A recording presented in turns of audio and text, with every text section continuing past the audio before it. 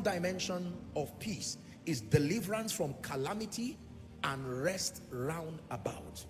Deliverance from calamity and rest round about. So while the first dimension of peace deals with the stamina, the staying power, the conviction, the ability to trust God and count and judge him faithful in the midst of negative, unfavorable situations, the second dimension of peace talks about deliverance, a rescue from calamity, and then God giving you rest round about.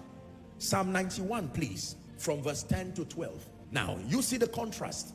On one hand, it says, when you pass through the river, I will be with you. When you walk through fire, I will be with you. But here we see in Psalm 91:10, same Bible, same God, same dealings with men. He says, there shall no evil befall you. It will not even come. Neither shall any plague come nigh your dwelling. Let me tell you what it means to be a Christian. Say amen to everything God says. If God says, I will deliver you in the midst of fire, say amen. If he says, I will grant you stamina to go through it, say amen. Once it is God that has spoken, it is worth saying amen to. Are we together now? You don't say selective amen when it has to do with the voice of God. Respect the intelligence behind his speakings.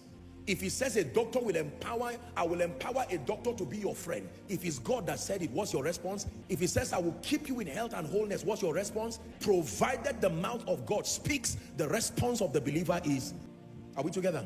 So Psalm 91, let's look at 10 to 12. There shall no evil befall thee. I needed to comfort you so that you don't feel guilty saying amen to this, because you said amen to stamina in the midst of fire. Now when it looks like you are saying amen to the fact that the fire should not even come, you are not contrasting yourself. You believe God that far, that whether in the midst of fire or above the fire, I say amen. There shall no evil befall you, neither shall any plague come nigh thy dwelling. Verse 11, he said, he shall give his angels charge over you. They shall keep thee in all thy ways. Verse 12, they shall bear thee up on their hands or wings, lest thou dash your foot against a stone. Praise the name of the Lord. So the honest truth is that there are times, and that's God's ideal, by the way, that you experience total victory. Daniel chapter 3, we looked at the earlier verses. Let's now go to 24 and 25. The three Hebrew boys, sadly, unfortunately, they believed God to not get into the fire, but they did get into the fire, but a miracle happened. Two of these dimensions of peace happened in the life of Shadrach, Meshach, and Abednego. Number one, they got into the fire, but number two, they came out of the fire.